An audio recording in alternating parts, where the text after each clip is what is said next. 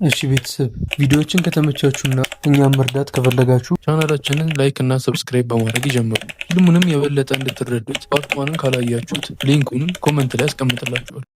እሷንም ሊያድናት በመዝለል ላይ ሳለ ነበረ ሰዓቱ ደርሶ ወደ ነበረበት ዳን የተመለሰው። እሱም እዛም እንደተመለሰ ራሱን ስቶ እንመለከተዋለን። ዳንንም ሰዎቹ ለማንቃት ሞከሩ። እሱም ከትንሽ ቆይታ በኋላ በመንቃት ሙሪ የሰጠችውን መድኃኒት አምርተው ወደ ፊተኛው ዘመን እንዲልኩ ነገራቸው። ነገር ግን እነሱም ወደዛ የሚመልሳቸው መሳሪያ እንደተበላሸና መመለስ እንደማይችሉ ነገሩት። እሱም ሙሪን ቃል የገባላትን ባለማድረጉ በጣም እየተቆጨ ሲያዝን እንመለከታለን። ከዛም ከአጠገቡ ሲመለከትም ቻርሊን ያየዋል። እሱም እንዴት ሊተርፍ እንደቻለ እያሰበ እንደነበረ ሲያስብ እናያለን። በእርግጥ ባያስብ ነበር የሚገርመኝ፣ መሳሪያ እንኳን በአግባቡ መያዝ አይችልም። ከዛም ፊልሙ ዳን ከሚስቱ ጋር ሲገናኝ ያሳየናል። ነገር ግን እሷን ሲያገኛት መንቀጥቀጥ ሲጀምር እናያለን። ምክንያቱም የዚህኛው ዘመን ሙሪ ከእናቷ ጋር አልነበረችም። ለዚህም ነበር የፈራው። ከዛም በፍራቻም ቢሆን ወደ ቤት ሄደ። እዛም እንደደረሰ ትንሿን ሙሪን ሲያያት ነፍሱ ተረጋጋች።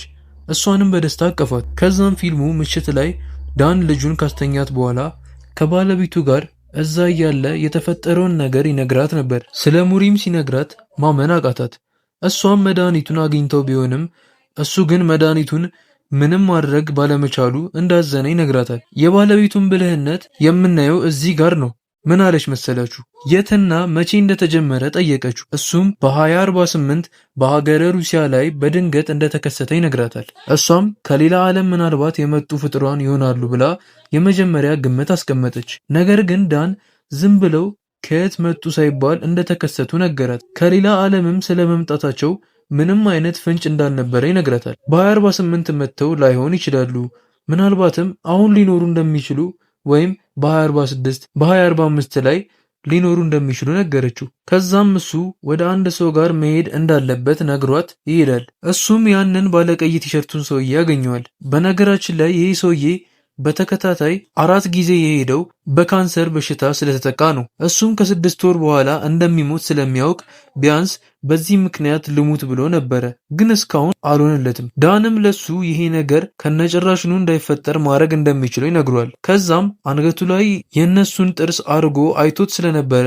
አሁን ይጠይቀዋል እሱ ካለው። እሱም እንዳለው እያሳየው እንመለከታለን። ከዛም ከሱ ጋርም በመሆን ወደ ቻርሊም ይሄዳሉ። እሱም ሳይንቲስት ስለነበረ የያዙትን ጥርስ በጥሞና መመርመር ጀመረ። ሲያየውም በውስጡ የእሳተ ገሞራ ብናኝ እንዳለ ይነግራቸዋል። እሱም የዚህ እሳተ ገሞራ ቦታ ቻይና ሊሆን እንደሚችል በመገመት ነገራቸው። ነገር ግን እርግጠኛ አልነበረም። እርግጠኛ ለመሆን ወደ አንድ ሰው ጋር ይሄዳል። ያኛው አዝጉ ማርቲን ጋር ማለት ነው። ምክንያቱም ደግሞ ስለ እሳተ ገሞራ የማያውቀው ነገር አልነበረም። እሱም አንድ በአንድ በመተንተን የት እንደሚገኙ ነገራቸው። ቦታውም ሩሲያ ውስጥ እንደሆነ ደረሱበት። እነዛም ዋይት ስፓይኮች በአሁኑ ሰዓት በሩሲያ ተራሮች የበረዶ ግግር ውስጥ ተደብቀው እንደሆነ በስተመጨረሻ ደረሱበት። ከዛም ዳንም በፍጥነት ወደ ሩሲያ ለመሄድ ወሰነ።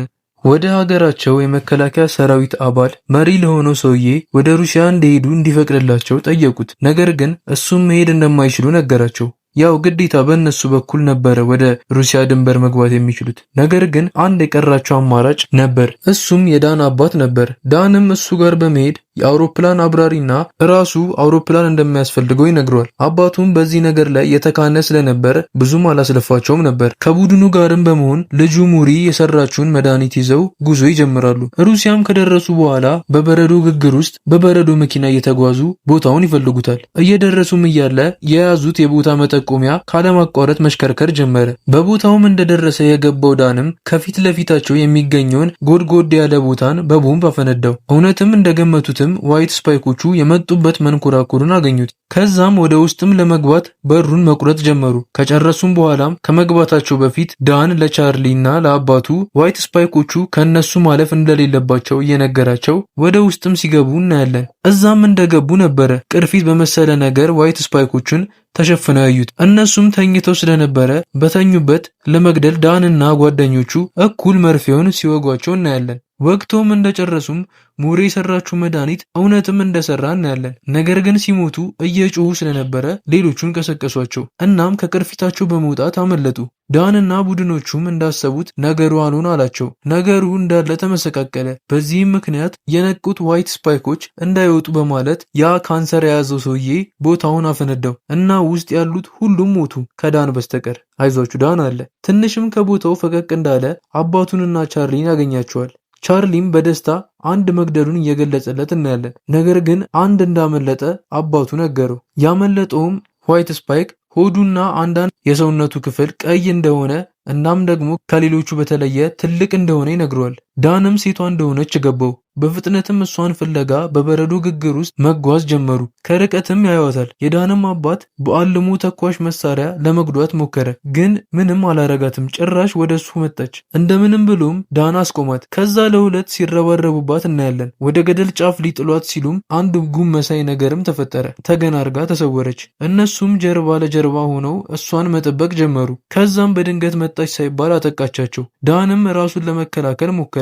አጋጣሚውንም ሲያገኝ እጇ ላይ መርፌውን ወጋት። ወዲያውንም እጇ ከጥቅም ውጭ መሆን ሲጀምር አበቃ ብሎ ሲያስብ እጇን ገንጥላ ጣለችው። ዳንም ተስፋ ቆረጠ። ነገር ግን አይኗን መቷት ስለነበረ ማየት አልቻለችም። እሱም አውቆ ወደ ገደሉ ይመራታል። ከዛም እሱን እየተከተለች ስትመጣ አባቱ ከወደቀበት ተነስቶ እጁን በስለት በመቁረጥ ከእጁ በሚወጣው ደም ወደ ራሱ ሳባት። ከዛም ዋይት ስፓይኳ ወደ እሱ እየጋለበች መጣች። ነገሩም አባቱ ጋር አበቃ ልንል ስንል በድንገት ዳን ዘሎ ዋይት ስፓይኳ ማጅራት ላይ ይወጣል። ከወጣ በኋላም በስለት አንገቷ ላይ ይቆርጣታል። ዋይት ስፓይኳም እየተንደፋደፈች ዳንን ለማጥቃት ትሞክራለች። ዳንም በድጋሚ ደረቷን ይወጋታል። ከዛም የቀረውን ብቸኛ የመርዝ ብልቃት አፏ ውስጥ ጨመረባት። ከዚያ ወደ ገደል አፋፍ ወድቃ ጭምልቅልቋ ሲወጣ እናያለን። ከዚህም በኋላ ዳንና ቡድኑ የሰሩት ጀብድም ዓለም ላይ መነጋገሪያ ሆነ።